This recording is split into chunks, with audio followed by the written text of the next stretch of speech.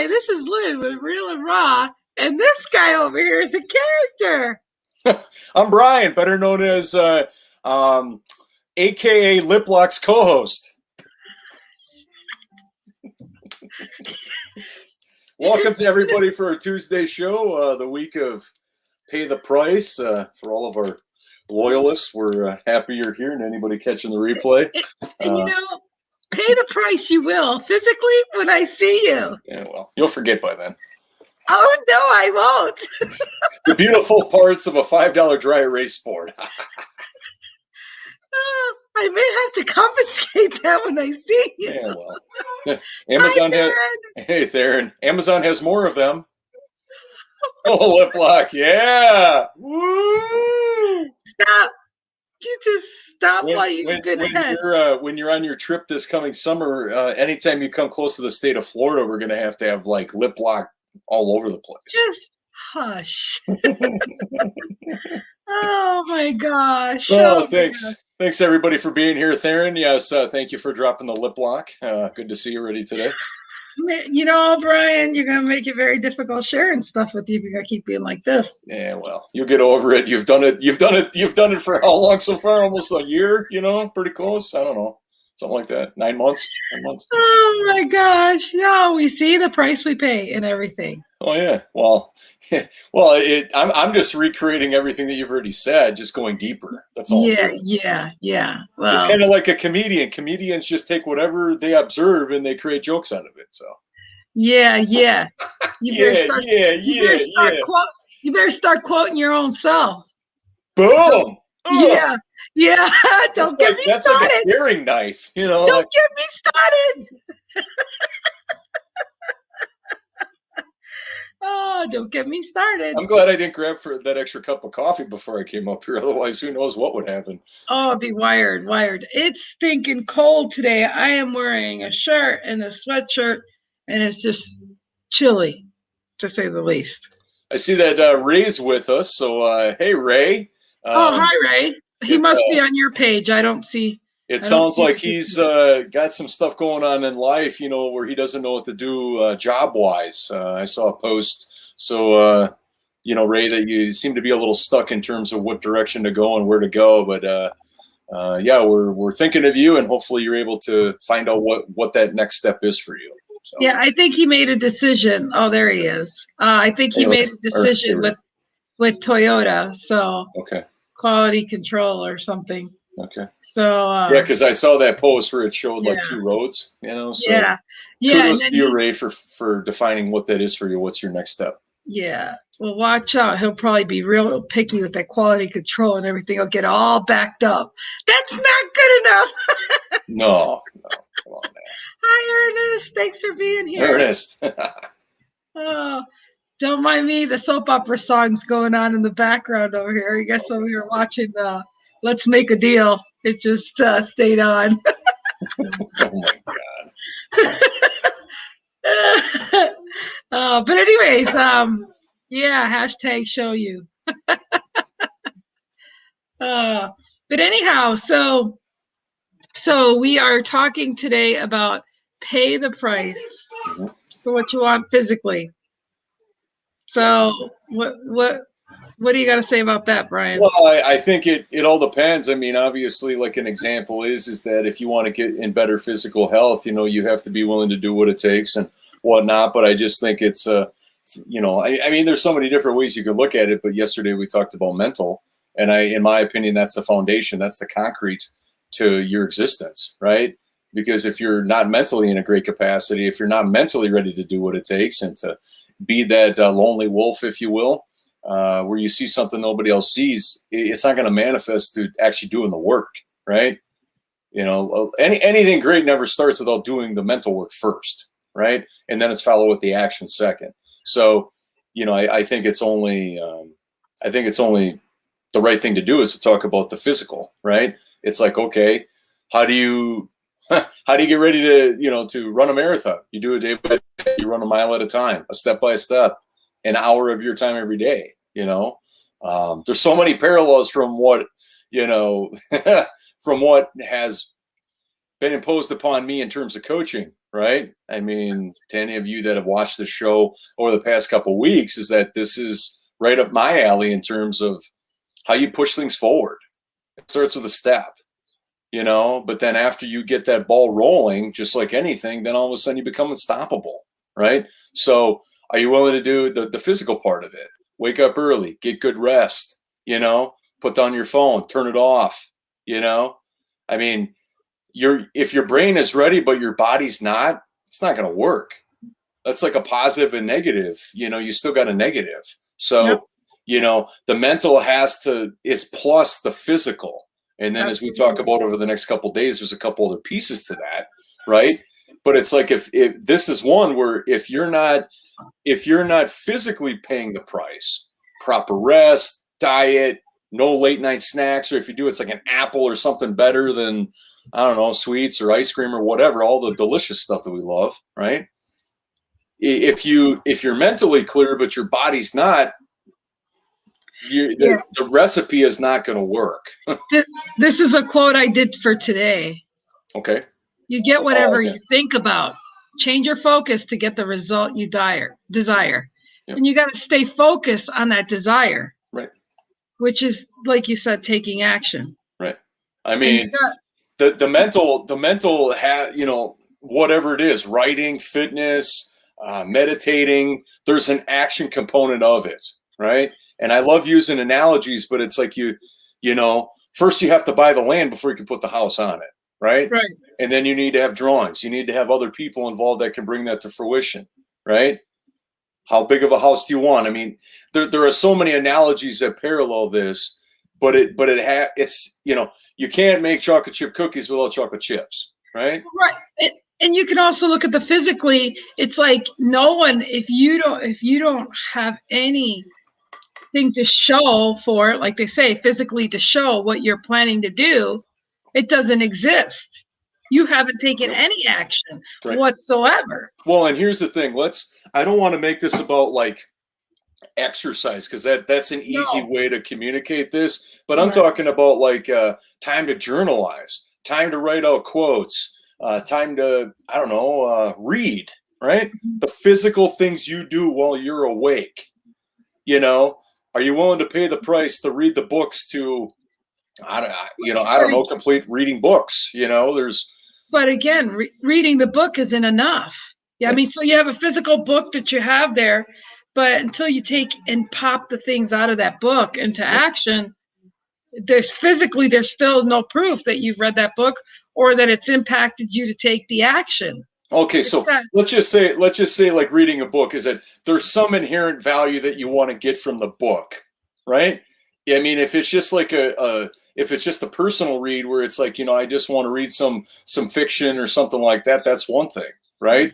But it's like taking notes. Well, that would be a physical action, right? Because otherwise the only thing you're depending on is your brain to remember everything you did or didn't learn or take away from what was in the book, so there is a physical component, and that's why I want to steer away from anything dealing with fitness, because that's a very easy parallel. Action, period. Like the Think and Grow Rich, it's all about the action. Your desire and action have to match together in order for it to be created and Because let me speak firsthand about something, and I've shared this on this show a couple times. Is that when I lived in the suburbs of Illinois, in the suburbs of Chicago, for the very first time in my life, analysis paralysis, I had it to the nth degree, right? Like it was literally like I was in an alcove and I was back up in the corner. And in my mind, if I take a step, it's like I'm taking a risk. But if I stay where I'm at, I'm going to be where I am. Well, let's take your writing, for example. That's exactly. You're like writing, but you didn't think it was enough for, a limited edition 1200 Atlas Shrub, level. Pages, right. So I'm just saying, it's just you think too much. And go ahead, Lynn. Sorry. No, it's okay. I'm just gonna say you need to let go of perfection and go for excellence. Right. Well, I just think you need to go somewhere. You know what I mean? Like start. Like I said, start. It's. I mean that I'm grateful for the coaching and the clarity. And if Jerry gets on here, we've already had a little discussion in the morning, and Jerry shared and I listened. I love you, Jerry, and I'm truly grateful for everything you've given to me and Lynn, of course. So you guys know that. But it was like even like what Ray is going through, right? Ray has two options, right? One may be uncomfortable and he's never witnessed before. Now, Ray, I don't know the circumstances, but it's like, okay, you have two choices. Which one do I want to do? Well, they may not be available if you just sit there and think about it a little longer. Right. If I mentally just try to, no matter how many times you run it through your brain, upside down, right side out, how many naps you take or whatever, there's only going to be two options. Yeah. And eventually those options usually are time sensitive. Either you respond or you don't. So Theron says, give yourself a plan and read that plan daily. Picture in your mind where you want to end up often throughout the day. Yes, I love that. I do my schedule for the week following every Thursday, or excuse me, every Sunday, so that obviously I can add and adjust. But to take it a little step further, Theron, is that adding time frames on what those items are is a huge thing, because otherwise then it's like it's not specific enough, right? I want to read. Great. You could read all day and not get anything else done, versus saying through this time frame, that's all I'm going to do is read, or I'm going to meditate or whatever. So if you can put time frames on it, you're going to condition yourself through the course of time that, here's what I'm going to allocate, but then you bring your best foot forward. That it's like some famous people say about, power hours, right? They put their little sign on their door and say, "Don't bother me," right? Because what is the gift and the value in the priceless nature of flow when your brain is just going nuts and you get everything done? You're like it's just because you're in a flow state, and how precious they are and how rare we get those in life on a daily basis. And the perfect, you left a window of opportunity for me to say that before you take action, you do all that stuff, you should really check what your flow of energy is, and excitement and desire, as far as when's the best time to allot that time. Because if you just write a schedule and you say, I think it's going to be this way, and it doesn't go, it goes against your energy or your best time of the day, then you might as well not freaking make a list or anything at all. Correct. Anyways, I mean, you really need to observe yourself and plan accordingly.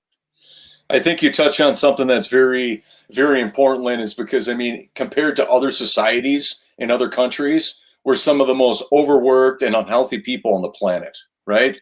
We have this rigid work until you pass out and then work some more type of mindset, right? Yeah. We barely ever take any days off, because whether we're self-employed or following our dreams or, trying to move up in a company, right? But the difference is that if you get crappy sleep consistently, your physical actions aren't going to be any better. Right. And so you overcompensate for something that is only going to get you so far anyways. So exactly. So that's why I said, really just analyze yourself and look at how your pattern is. Because if you're somebody that stays up till 2 or 3 in the morning and then goes to work and blah, blah, blah, and, need the caffeine or whatever, you need to just analyze and be real with yourself on how, what's really going to work for you if you want to be successful in it. Because, if you don't have that mentality, you'll find every reason not to do it, or every reason to say, shit, I'm too tired now, got to do it later, I don't want to do this.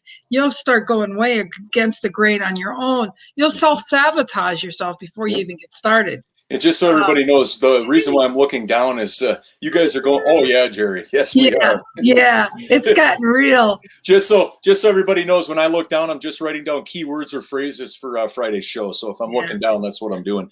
I want to parallel what you just said there, Lynn. Let's take a radical example of a blank canvas, right? Now let's replace that blank canvas from, I don't know, some material or paper and make it water. Let's just say ridiculous, right? Nothing's going to stick to it. It's water.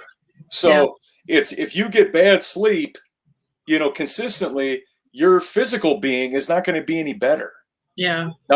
Now more than likely, and I, in full transparency, I've been this person.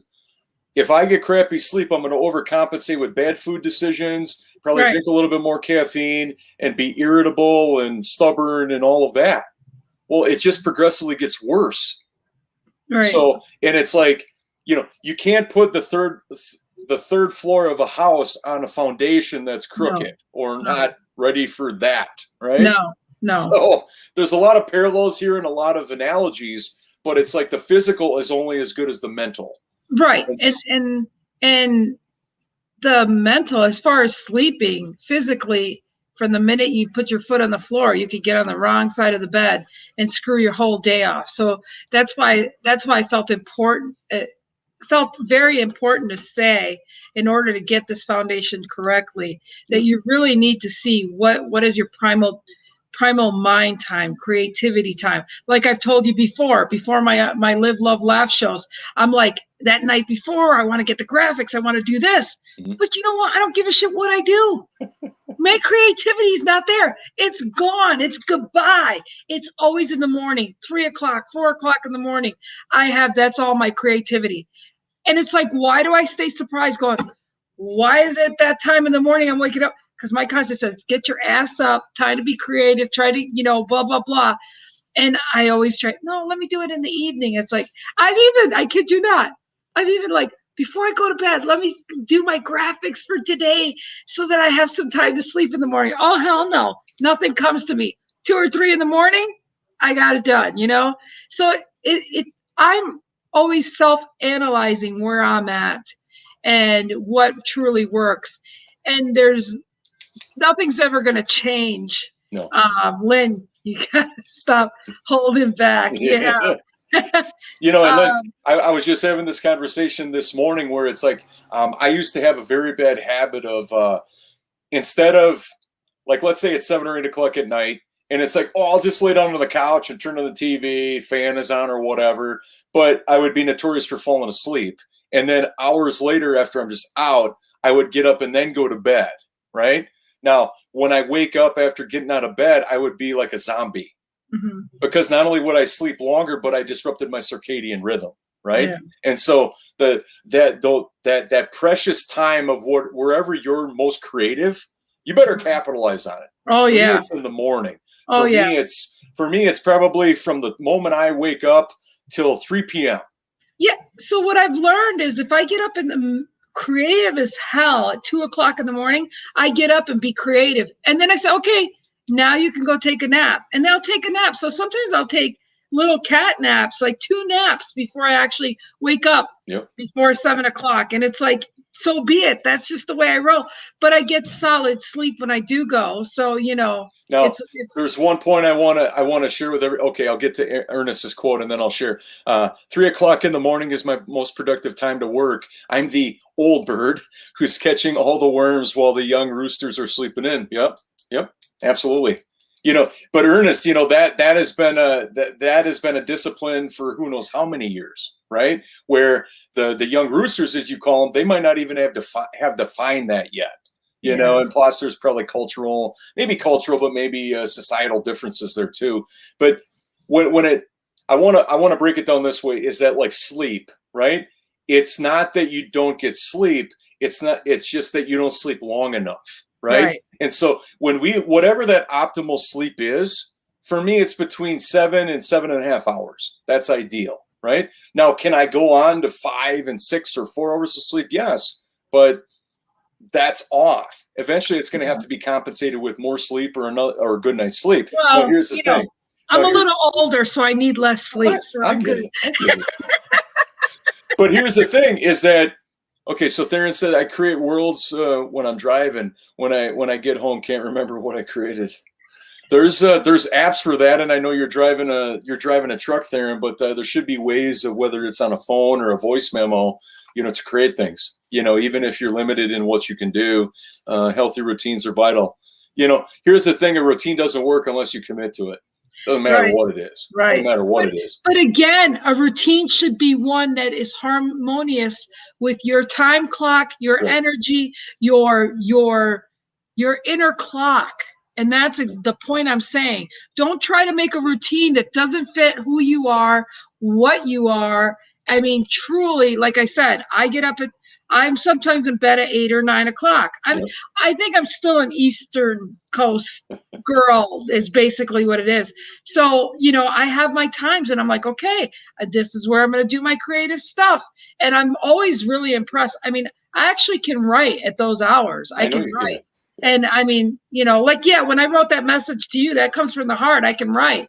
And so it's like, I've got to take those times to write, and because I'm always reading it like, wow, that shit's good, So, I've been doing it for over 40 years, even while I was I mean, see, so how you feel, the results, the performance that comes out of that. I mean, that's been confirmed over and over again. That's why you do it, But to the young roosters of today, if they find their vibe, if they find their routine, that is on them. Yeah.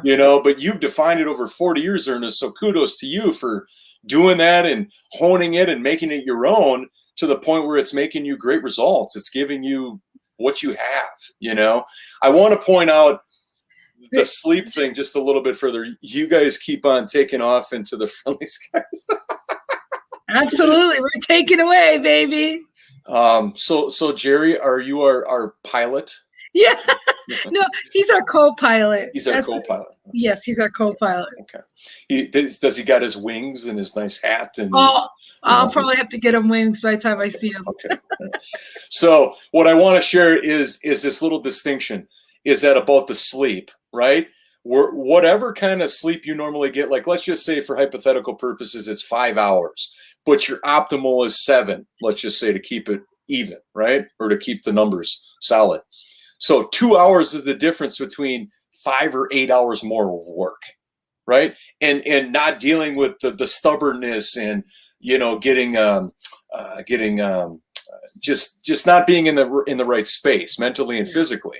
So it's like, just by 2 extra hours of sleep, you're going to be able to get much more performance out of yourself and feel in a better space mentally and physically.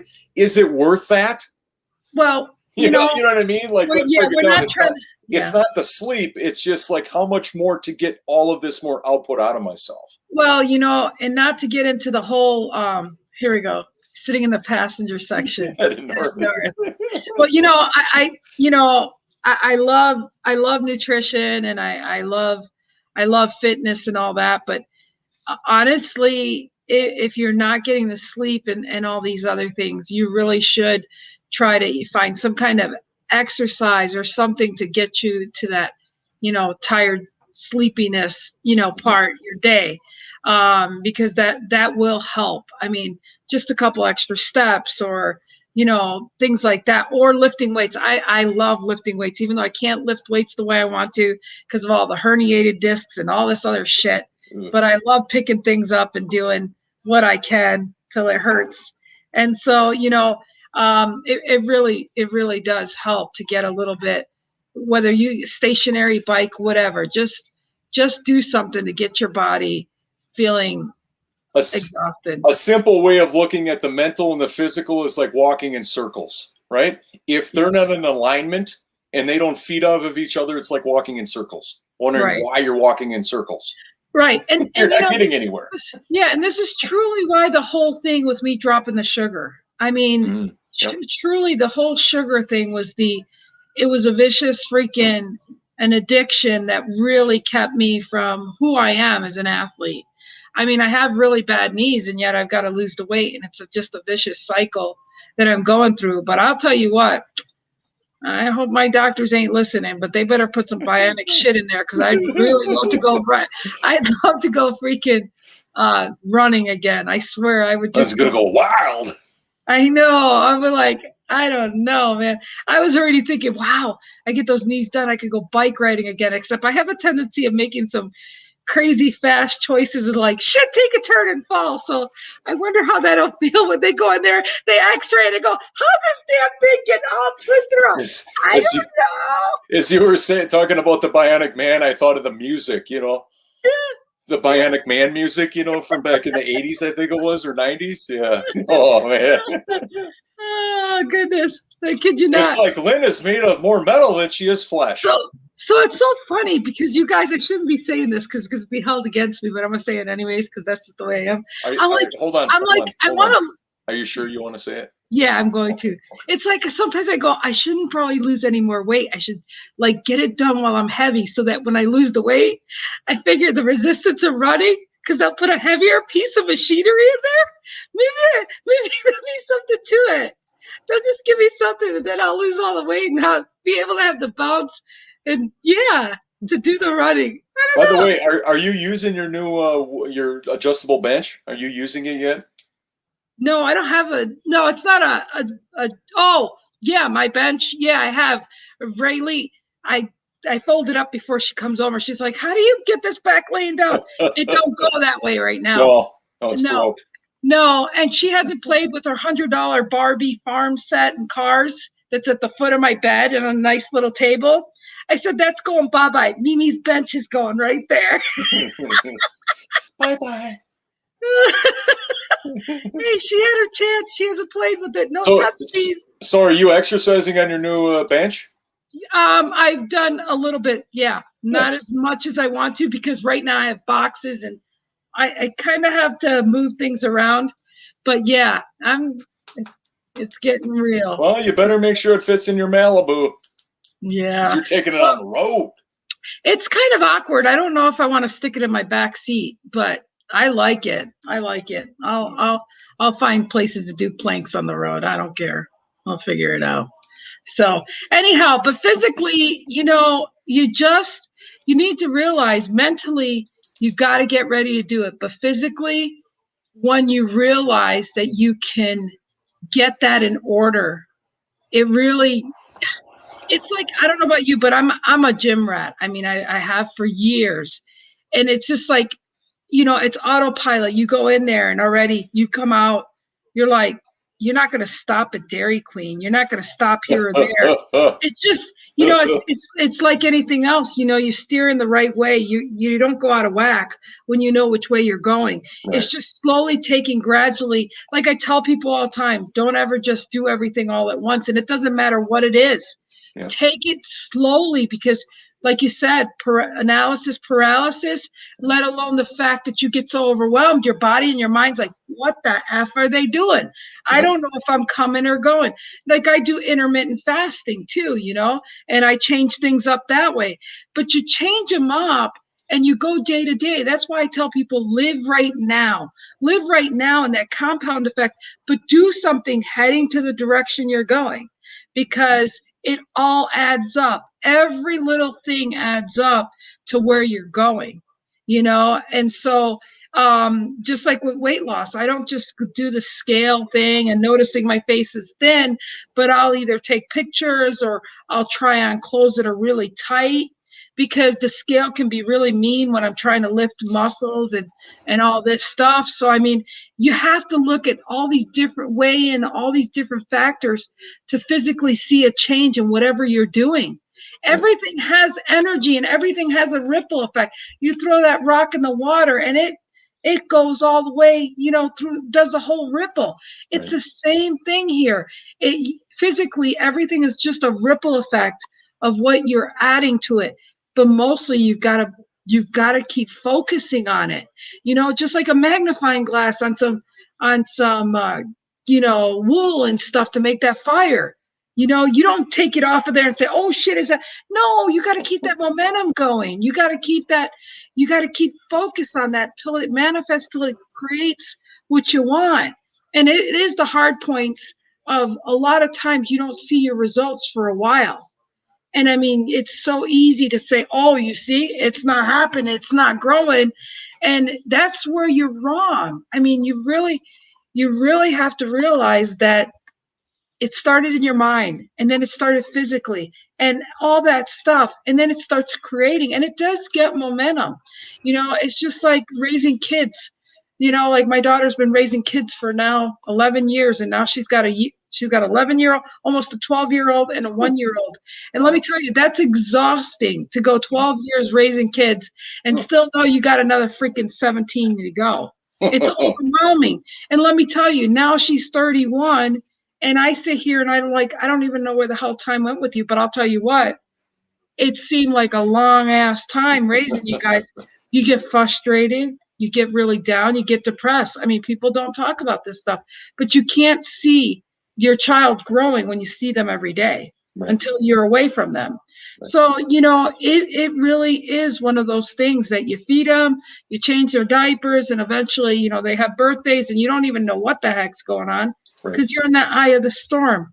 But you got to truly realize that it comes a time where those seasons and times change. Right. And so, I don't know.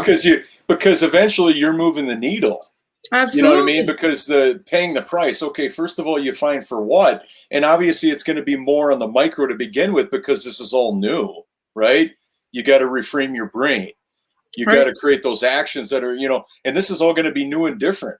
Potentially it's going to be uncomfortable. Right. But it's like, okay, then you're reminded that's why the, you know, purpose and intention and your commitment, your goal, right? Your goal is not here. Your goal is in the future. Right. You know, and so that's why when you loosen up the reins, all of a sudden now you start looking at the micro instead of the macro. Right, right. Because the micro gets you going, but the macro is why you hold in there, why you stay involved. Right. You know, and just like a child, right? Now, I've never had any kids, but it's like you look at, okay, you know, like what does somebody say? Like, let's see here, days and weeks go by slow, but years fly by type, you know, that kind of comment or that phrase. It's like, it's so true because you're precious in the moment. Like when you're raising a child, it's in the moment, but it's like, holy crap. And all of a sudden then they're ready to be out of the house because you're just so locked into that moment, but you don't see year after year. Exactly. What happens. Exactly. You know?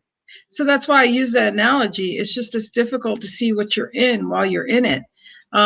Kudos to you, Ernest, but it is true. Yeah, I'm sure in cars for 2 weeks and felt you like, know, oh wow, yeah, it really is.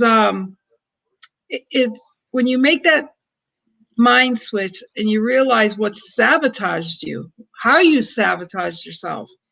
You're like, wow, you know, it's that epiphany you have.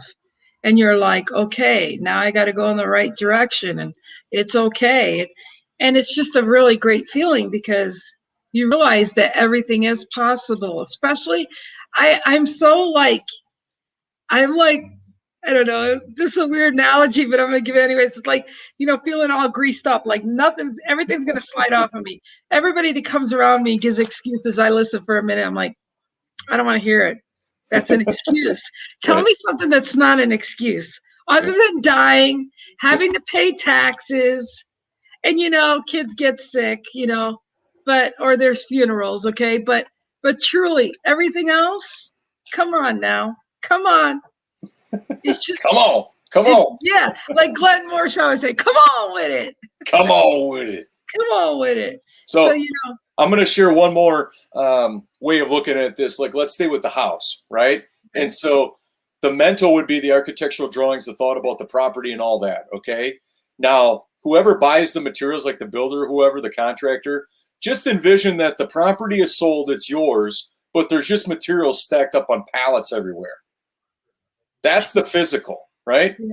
When there's an absence of physical, it's like having a lot that you purchase and you have all these dreams and hopes and wishes for it, you know, and it's going to be a legacy property for your family with hundreds of stories and years of gatherings and Christmases and all of that. But there's just a bunch of, you know, pieces and, you know, items that are laying around in abundance to build this house, but you don't do anything with them. Right. That's really, I mean, I can't get any more simple than that.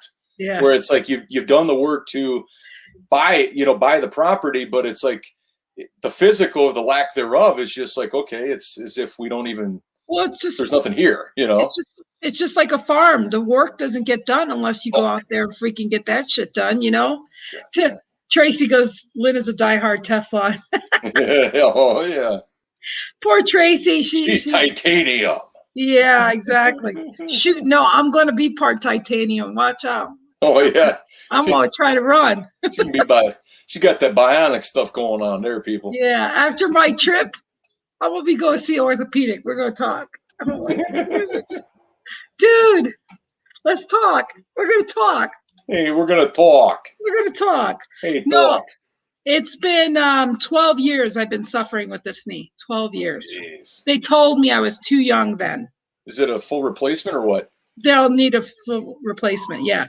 But the thing is he at the 47, he was like, "You're too young. We don't want to do this to you." Wow. Well, bitches, you go do it to me. I want to go run I want to it. see you go and talk to your surgeon that way. That'd be freaking hilarious. He's actually cute. I could probably get away with it. Except he's not cute when he's got those freaking needles he used to inject me with. Oh shit, those hurt. Is that the part that turns you off about the whole occasion? Is that what that turns you off? Oh well, no. I'm past the needles though. The needles don't help my knees no more. It's yeah. Put it this way, he's like 8 years, 9 years. He goes, we ain't looking at that X-ray. He goes, because it was bad then. He goes, we ain't gonna look at it now. I'm like, no, we ain't. So no, I'm tired of having. Next time you talk to him, you should just say that word to him in that tone and see what he says. Well, I'll say, bitch, it's been 12 years now. Enough's enough. I got grandkids to chase. For him, that's a term of endearment, potentially. It's like, I haven't heard that ever since you were last year. Nice to see you, Lynn. No, actually, they're pretty impressed that I don't go in as often as I should for my knee pain.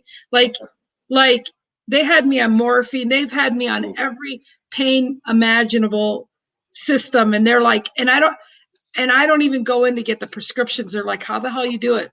Luckily, I was a bodybuilder. Luckily, I put a lot of pain in my joints for a lot of years that I can endure it. That's all I can tell you. That's all I can tell you. But anyways, but seriously, you guys, physically, I hate to bring it back to around again, but it's just like when you're lifting weights or exercising. That's hard shit. But when you're done, it's so rewarding. Everything is so rewarding once it's done, and you don't get done if you don't start. Right. Yep. 100%. So and most of it is daunting in the brain. Oh shit, I gotta get up and I gotta do this shit, Well, like look, I can't remember who said it, but about like cutting down a tree. There's two different drug is my drug of choice, or pain is my drug of choice. Is that there's two different frames of thought when it comes to like chopping down a tree. But insert whatever you're doing, as the example, is that you can spend, this particular quote in history was about, you give yourself an hour. Some people will spend 55 minutes chopping at the tree and then 5 minutes of recovery or whatever, versus sharpening the axe for 55 minutes and then chopping down the tree for 5 minutes. Right. And in bodybuilding world, we call it repetition. Yes. We call it reps. Yes. Yeah. That's right. And so, it's just all that mind over matter. It really is that whole mind over matter. And you got to give your muscles a little rest too, but that's beside the point. The point is, if you overdo something, it's no fun. It loses, One of these things that should hopefully instill into everybody is that those hours of the day that are your best, to be rock solid, you're great, you're in the zone, or you have the best potential of being in the zone. Those are the hours to strip out like a sponge, twist upside down, and do everything you can to get the most out of. Strip out is one of our words. Strip out. Okay. Oh, yeah. I like to see Ken Walls with that one. Strip out what? Strip out. This is improv. Go. Okay, so we are unscripted, but some things we just like to throw out there is hoping. And we only got like a couple of reoccurring Lynnisms, so either we're doing good or we need some. So I don't know. Oh my gosh, I had a Lynnism yesterday talking to Tracy, and I'm trying to remember how it went. But hey, Tracy, do you remember the Lynnism from yesterday? Oh my gosh, if you know what it is. Oh, I don't even know but that was pretty funny. I was like, oh my gosh, here I am doing it again. Well, wet wood and lip lock are two contenders so far. So anything else, yeah.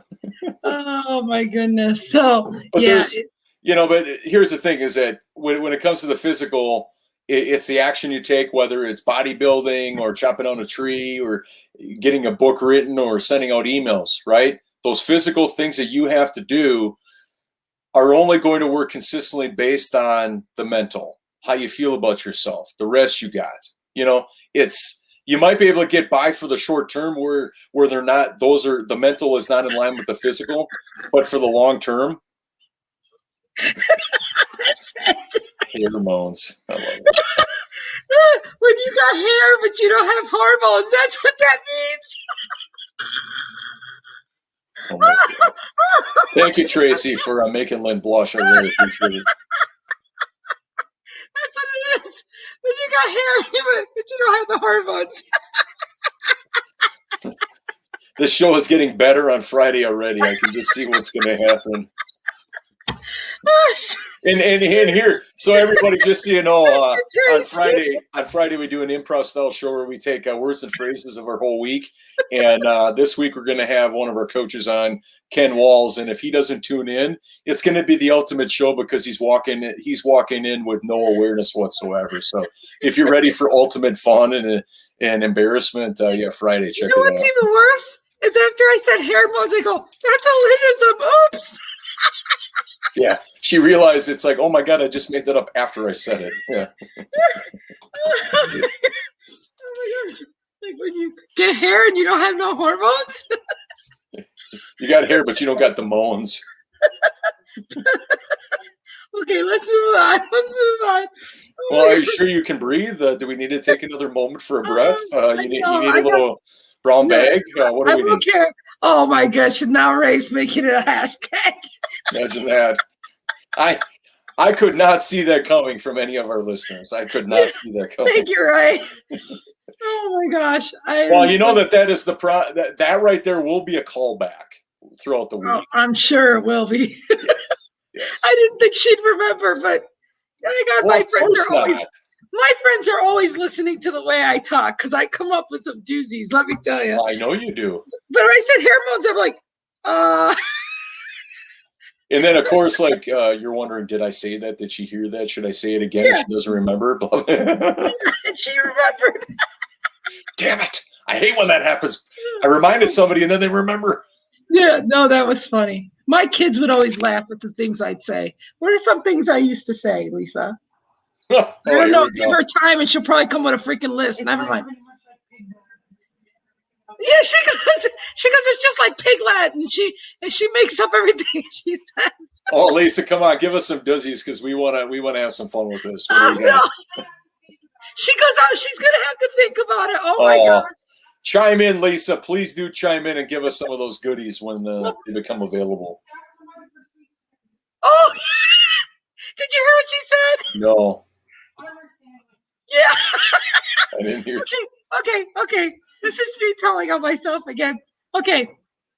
So I did lingerie, right? And adult toys and all that, right? So here it was Sundays, and Sundays I do all my orders and all that. And I told the girls, we'll go to Blimpie's. It's a sandwich shop, you know.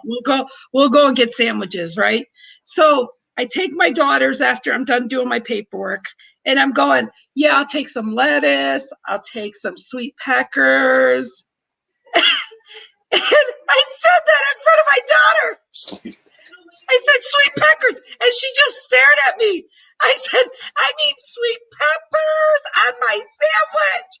And so, did you hear? She said that boy wasn't allowed to play with her at school anymore. After that, just kidding. It was somebody from her school, a mom from my daughter's school that I said that to. And so, oh my gosh. But I said it so slow. I said, can I have some sweet peppers? Yeah, they were staring at me. And I'm like, oh my gosh, I can't believe I just said that. Is that like Woody Woodpecker, but different? No, it was... Listen to her. She said penis pecker. Oh my gosh.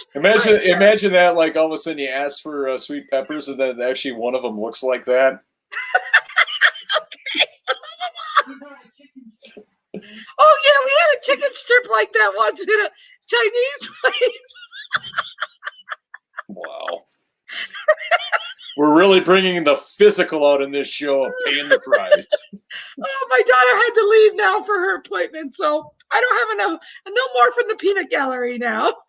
Well, while we had you going, your shirt looks your face looks as red as your shirt. Or yeah, there's my shirt though. Look. Yeah, I know it's pretty close. We're working up to it. Oh my gosh. So yeah. There was so there was another time that was really funny. I mean, I don't even listen to myself, but my friends listen to me. One time, long story, was I was going through a divorce with my first husband, and for some reason I thought I was at a friend's house, and I thought I was cooking dinner for her and her husband, and her husband comes in and goes, "Hey, Lynn, I didn't know you were here." I'm like, "What do you mean you don't know I was here?" He's like, "I didn't know you were here." I said, "I'm cooking you dinner. How do you know I'm not here?" He goes, "I didn't see your car outside." I said, "What do you mean you didn't see my car outside?" Whoa. He goes, "Your car's not outside." He goes, "Oh, what's for dinner?" I'm like, "Don't worry about what's for dinner. My car should be out there." I go, "Look, my freaking car's not out there." I'm like, "What the heck?" So I call my husband at the time. I'm like, "Did you take my car?" He's like, "Why would I take your car?" I'm like, "Okay, I'm just checking." So then come to find out, my friend, she lived right above her dad's private detective office, and then next door there was like a furniture place. I guess I parked not in the right spot, so they decided to tow it from next door. Well, my name at the time was Eileen Tony, Tony, right? So she takes me to go get my car, and I'm sitting there and I'm writing Eileen, and I put towing. She goes, "Lynn, what are you doing?" I go, "My last name, Tony." She goes, "No, you just wrote towing." I'm like, "Oops." Towing. It was just so funny. And I didn't use Eileen all the time. You know, I was using Lynn, but, you know, for legal, I'm trying to go, okay, what's my legal name? And I'm like, oh, shit. So, yeah, I do goofy things like that all the time. Well, I'll share a little story about, you know, experiences doing performance training and whatnot. Is that, you know, like workshops, right? There's, Ernest says, there's just something you can't erase from. Hey, Ernest, I have it documented for a show on Friday, so it'll be fun. With Ken Wells. Oh my God. It'll be awesome. Yeah. We have a little advanced awareness of what those words are, so we're good. But to see Ken's face on Friday when he has absolutely no idea of the context. He's going to say, "What kind of show do you guys run over here?" You signed up. Thank you. Hey, listen, we get to remind him on Thursday about Friday morning. Oh, yeah. You better be there. Thank you. Thank you for the PSA. Yeah, okay. Can we move on? Yes. Okay. So there's a clear distinction in my mind between like somebody going to a conference and sitting there taking notes and somebody going into a workshop where you're working on a skill, right? And obviously being in the wedding profession with master of ceremonies and acting and theater is that a workshop is clearly different. Now, paying the price in a workshop format is where you actually do the work, right? You actually have to get up in front of a camera for 2 days straight, given the content of whatever you need to, you know, perform, whether it's an introduction or if it's a love story or whatever. And it's like the only difference is if you do it or not, right? But then once you do it, then you got to hone into, does it connect to people?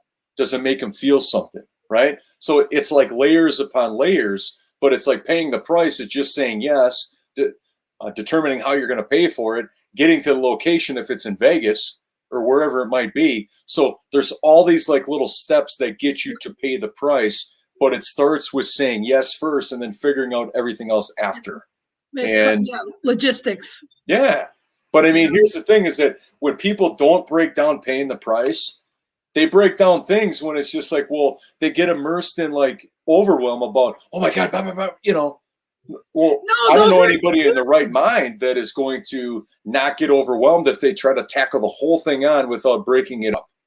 Right. It becomes excuses. It becomes let's think of 10 things, reason why I can't do it instead of the 10 reasons why I should. Absolutely. Or it can be done. Mm-hmm. You know? I mean, it truly is.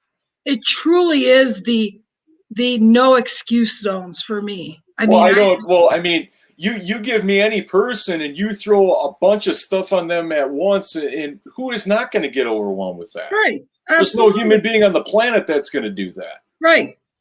So, but what they don't understand or what they're not able to neurologically do is break it down that, okay, first you have to commit. What's your answer? It's yes or no. Maybe it's not an option. And you progressively do that, right? Right. You pay the price, and I'd be willing to even say this is like paying. We're not talking about money more times than not. We're talking about everything else besides money: commitment, discipline, integrity. What's your word worth? You know, that's where more of it comes, because you're doing it for some reason. If it's something that's on your heart and something that just consumes you with immersion, you're doing it for some other reason besides payment. You're doing it because you want to be the best at your craft, or you want to set the standard. You know, you want to make a difference for people. Well, you know, this reminds me that you're better off either not saying anything at all, than to feel like you're compelled to say something. Correct. And show it with actions, because talk is cheap. I'm sorry. It's just like, you know, I'll even use the dating situations where, you know, people like, let me call you in a minute. And then they don't call. Right. And I'm like, have a good night or whatever, you know, and it cracks me up. I'm like, dude, you don't freaking care, because you obviously, oh no, I got busy. I went to go help a friend and blah, blah, blah. You can go help your friend, but obviously I wasn't important enough to say, hey, I got to go. I'll talk to you tomorrow. I mean, like, talk is cheap. Yep. And you know, no, I really like you. Yeah. Okay. Well, whatever. I mean, these situations, I mean, when we're, okay, so Tracy says, I think there's only a handful of people that are able to judge the price, quote unquote, right from the beginning. Absolutely. Right. Yeah. But I mean, but it's like there's always it's a yes or no thing, and I think that in today's society, people want to weasel around that, right? Yeah. They want to make it their own based on who they are, how they're wired, and their justification, right? Yeah. Well, I'm sorry, you either get a passing grade or you don't. You either take this exit to get on this road or you don't. You either pay your taxes or you don't. I mean, there is no maybe. Well, you know? I'm more into seeing the actions on anything anymore than the words. Absolutely. You know, 100%. because 100%. I used to be a bill collector, man, and people used to break promises all freaking time. That's why, you know, I wouldn't even call a bill collector and promise something that I don't plan to do. Yeah. You know, don't give false hope to anything or anyone. When throughout my years of coaching people from a performance master of ceremonies, you know, type of mindset and in a little wedding planning, is that whatever they tell me, eventually it becomes old territory, right? Because they say the same things in just a different way. Right. But I'm like, in my mind, I'm like, let's see where it's at in 90 days. Right. Right. Because you might be able to win me over now, but I'm going to be looking at your progress or non-verbally when I look you up on your Facebook page. Right. You know, if our training is done or our coaching is done and we may not talk as often, that's either going to manifest because what we do right now is going to show fruition 60, 90 days from now. You know, obviously if it's performance or getting better at a craft, it might not be qualitative or quantitatively. You might not be able to see it, right? Unless, like if it's monetary or something. But what somebody says now, I want to see if I'm holding my verdict out for 90 days. Because they can't, you either commit to it or you don't. Are you still there, Lynn? I think I froze. You did. I'm like, ooh. Yeah, I'm still froze. I think like the internet went down for a minute. So as I was saying, is just like, okay, what somebody says to me right now, from how words show up and how common they are, I'm going to take you at your word, but I'm going to hold out that disbelief or that conclusion for 90 days. Because that'll tell me all I need to know. Because, you know, obviously it could get, it might be a little bit uncomfortable with somebody that you're paying to coach you, you know, in the moment. But it's like when you're doing your thing and you get back in your comfort zone, what habits or whatever you don't create or you do create is going to be on display. Right. And so I love it, like looking down the road to be like, this sounds so good, too good to be true. And just how I get a feeling by my gut, if somebody is really a hard worker and they really want it more than anything, I know that there's a likelihood that they're willing to pay the price physically, right? But if there's words that they use, or if it just seems kind of like a faucet, it's on and off, I can already tell you what it might look like in the future. Yeah. I mean, and they're not gonna commit to anything, or they're gonna make excuses or whatever for it. So, and that's entirely their choice. But it's like, what did it cost you to be in the same space? Yeah, absolutely. I mean, I think we all, it's a lesson you need to learn either from people doing it to you, Yep. or listening to the way you sound to everybody, always like, I'll be there in a minute, when you freaking know you're not going to, or, whatever. I mean, like, we got to be careful the words we use, because they are powerful, but they also can ruin. Well, in any kind of retail situation, or any kind of situation where customer service and whatnot, it's like, it's something that I will not do business with a company just based on like I was looking for paper samples for an upcoming project. Agreed, 90 days lifestyle change is visible. There's a company that I'm looking at for my paper company that I work with now can't do this project, right? They just don't have the stock. Okay. So I'm looking at other ones, and it's like, I found one that's in Minnesota, and I reached out to the lady and I said, can I get a sample of this specific card stock? Right. Right. And I called her line, and she answered. I didn't get an automated or any voicemail. And she goes, let me check. I'll call you back tomorrow. This went on twice. And I called her and I left a voicemail, and she called me back, and I said, I thought you said you were going to call me back yesterday. And she goes, I'm so sorry. And I'm just like, no, I get it, but this happened twice. Do you want my business or not? I'm asking you for something so simple. But the report card is out every single time by the whole buying experience, right? There she is. So did you catch what I said there, Lynn? Yes, I was listening. Oh, we got some echo. Yeah, hold on. I'm trying to.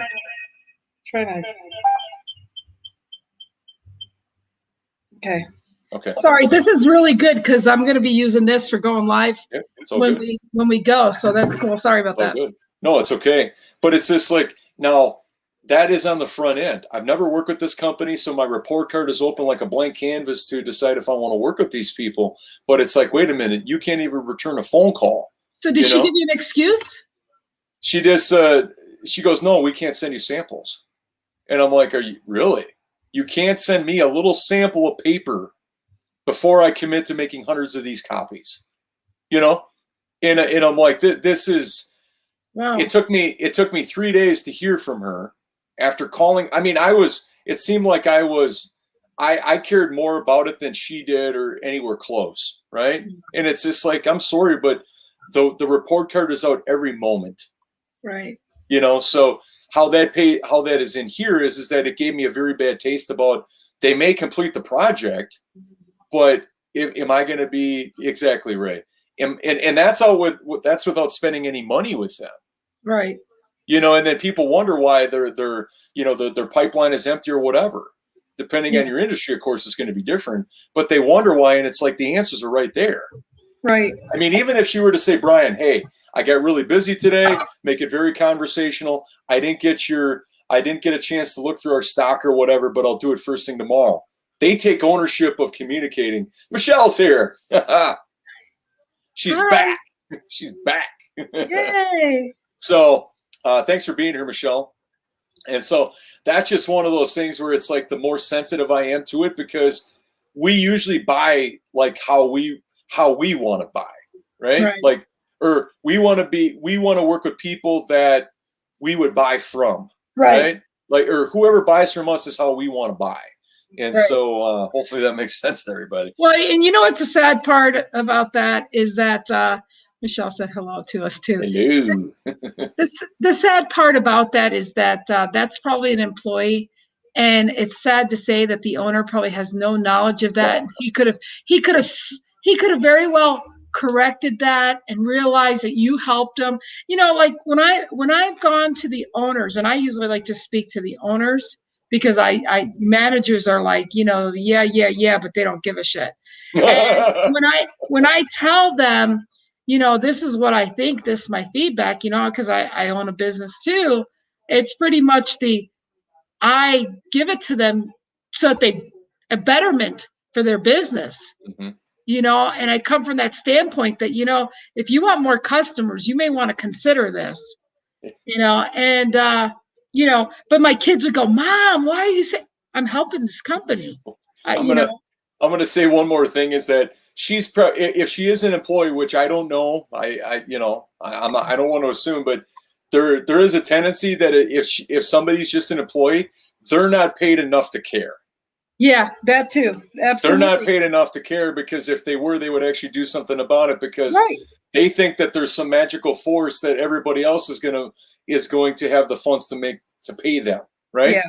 Versus her owning her own paycheck or more than that. That's okay. I do believe I shouldn't throw it out there, but I will say I believe in karma. So I'm sure that's been rectified by now. But again, as far as that level of, but again, that, it's almost like employees always have an excuse. They always feel like they can justify what they're doing, not realizing how idiot they are, because here's the ultimate crazy part is that, like, if I had a chance to tell her, I'm like, well, then don't commit to something you don't plan on delivering on. Exactly. If you're not going to get back to me, I get it, but don't say as if you are. That's your choice. Right. You are saying that. Nobody's forcing you. Absolutely. We are running out of time, folks. We are so excited that you were here with us. We appreciate you. We look forward to tomorrow, and I look forward to Friday too. Yeah, day number 3 of Pay the Price. We'll be back tomorrow for another component.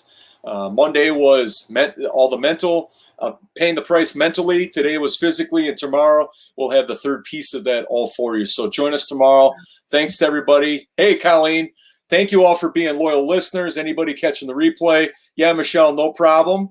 There is going to be a replay. Just click on it after we're done when you're doing touch-ups on your photography or whatever. And can't wait for day number 3 tomorrow with Lynn. So oh my gosh. Wait till you rewind it and you hear some of the things I said today, Michelle. Very interesting. Yeah, Michelle, if you're able to be with us on Friday, Lynn dropped a few more Lynnisms, and there's a couple that are regurgitated every week on our Friday improv show. Yeah, so, but today's rewind is a little funny because I talk about sweet peckers. Anyways, it's time to go. Nice way to just dangle that little carrot out there like, what? Yeah, you got to go listen about sweet peckers. We got to go. Bye.